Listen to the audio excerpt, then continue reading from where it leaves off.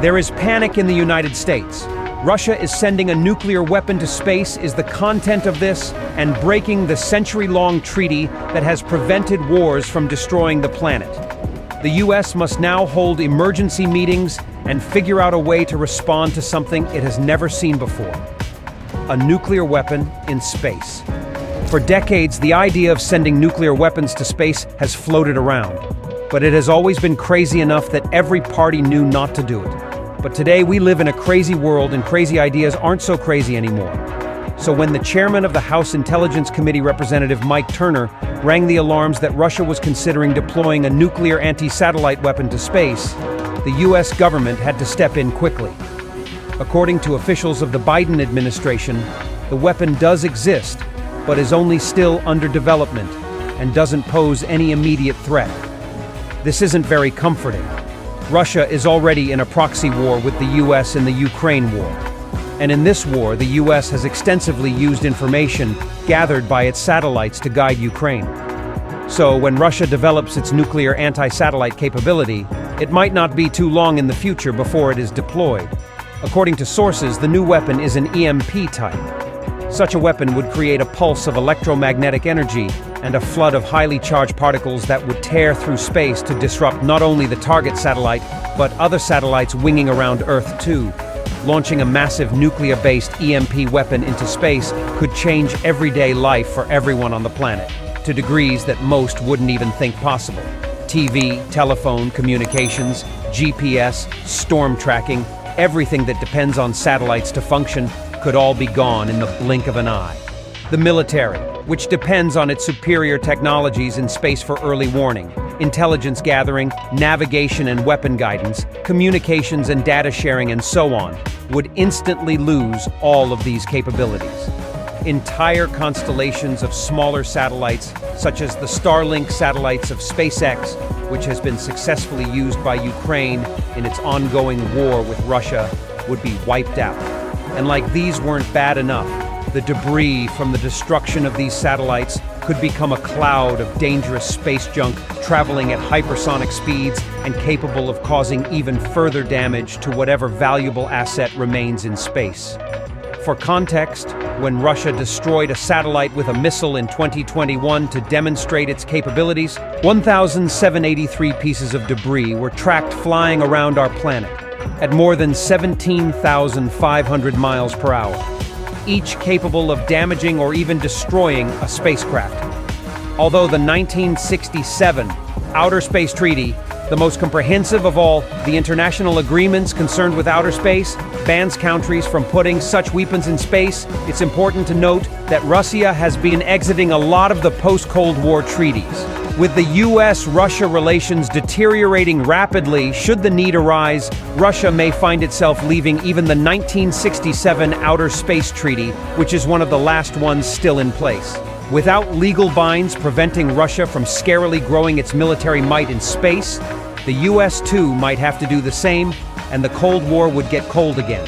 In fact, in addition to the new EMP weapon being speculated, Russia is working on a number of other weapons designed to wreak havoc to targets in space.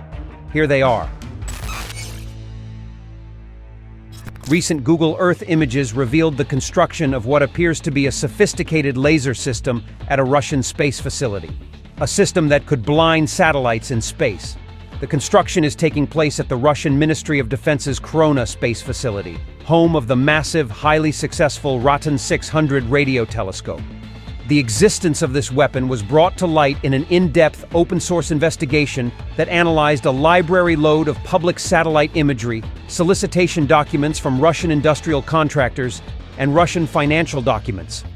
These analyses revealed the development of a project named Kalina, which was described in the financial documentation obtained by the Space Review as a laser system designed for electro-optical warfare that can permanently blind adversarial satellites by shining laser pulses so bright they can damage optical sensors. This is an upgrade to dazzlers, which are lasers aimed at only temporarily blinding optic systems. The Kalina would have a unique tracking system with adaptive optics to help it better mitigate atmospheric disturbance. The fired laser itself features a transmit-receive system to measure laser light reflected back at it from its target, in order to better aim directly at the optical systems on its targets, which are the bullseye spots that, once destroyed, would leave a target satellite blind. Kalina will complement the Peresvet mobile laser dazzler, which has been operational since late 2019. In addition to Kalina and Peresvet, 3 attack-capable satellites are also being developed in Russia for not-too-friendly activities in space. The first, nicknamed Kamikaze, was launched in 2014.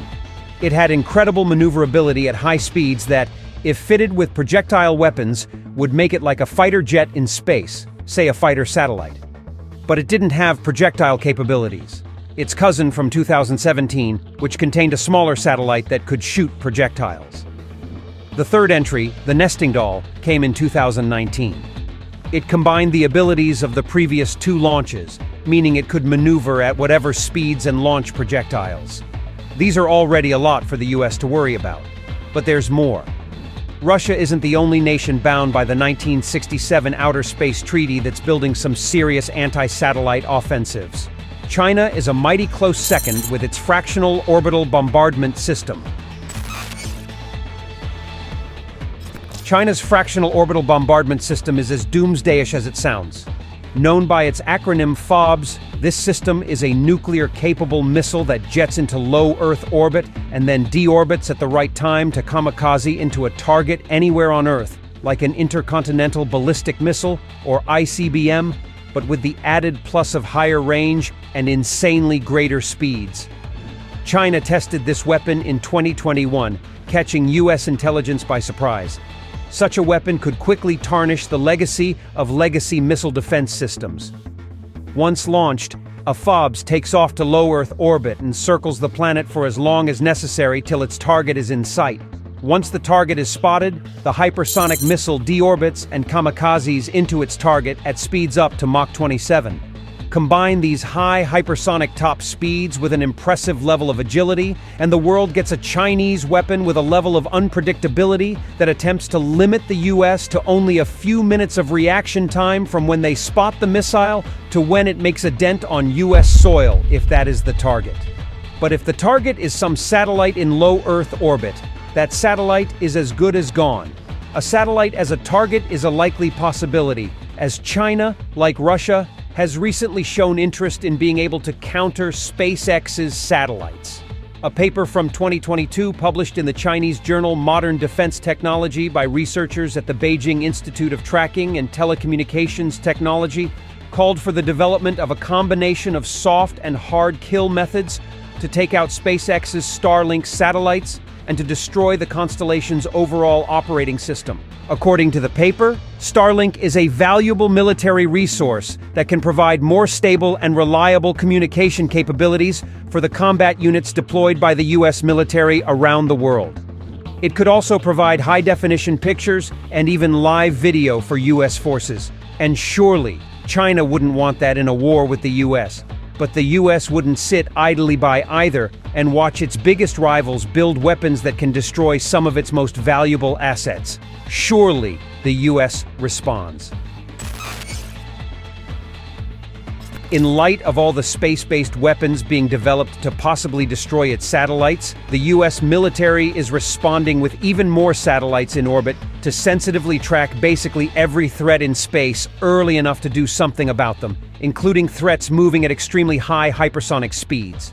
Once an imminent threat is spotted, the US military could counter the threat with projectiles of its own that can reach space. The U.S. Space Defense Agency, or SDA, announced it was awarding $1.3 billion in contracts to send the first batch of 28 small satellites into space.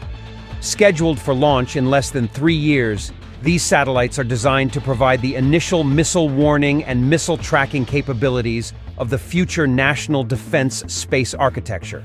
The National Defense Space Architecture consists of multiple components, including 2 main layers of space-based platforms, the transport layer and the tracking layer.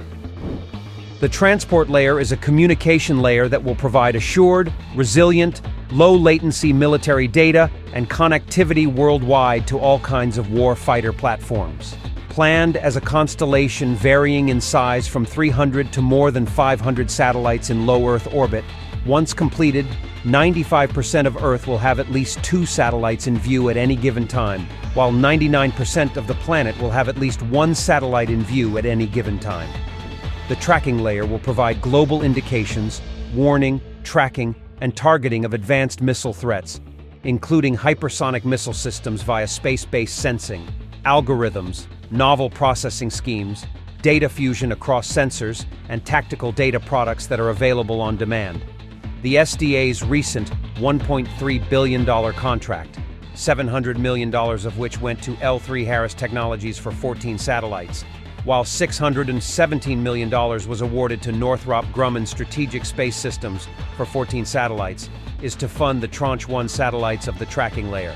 The resulting satellites will be launched from the SDA's Operations and Integration Centers and the U.S. Army's Redstone Arsenal in Alabama. Despite their somewhat small size, 4 different launches, each carrying 7 satellites, will be needed to launch these satellites into space. This is because each satellite will be placed in a polar orbit. That is, the satellites will be in 4 different dimensional planes to effectively traverse the globe from north to south, allowing for some efficient round-the-clock surveillance of the planet. The first of these launches is slated for April 2025, and it will mark the beginning of forcing Russia and China to destroy a lot more satellites in space than they would need to today in their bid to blind the US in space. Russia, China, and the United States, the 3 musketeers, are at it again, competing for world dominance. Their competition has just a new turn, a destroy satellites in space turn, a dark turn, and if they don't find a way to keep each other in check,